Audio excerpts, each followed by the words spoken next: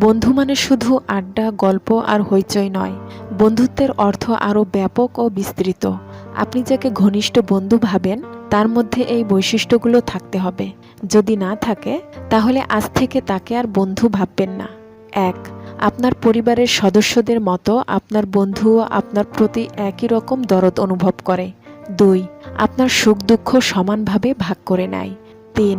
কখনো বিশ্বাসঘাতকতা করে না, জীবন দিয়ে হলেও বন্ধুত্বের মর্যাদা রক্ষা করে। ৪. আপনার বিপদ দেখলে অস্থির হয়ে যায় এবং বিপদমুক্ত করার জন্যে নাওয়া খাওয়া ভুলে গিয়ে দিনরাত পরিশ্রম করে। ৫. সব সময় আপনার কাছ থেকে সাহায্য নেয় না, প্রয়োজন হলে আপনাকেও সাহায্য করে। ৬. আড়ালে আপনার প্রশংসা করে, কখনো বদনাম করে না। ৭. আপনাকে বিচার করে না, বোঝার চেষ্টা করে। ৮.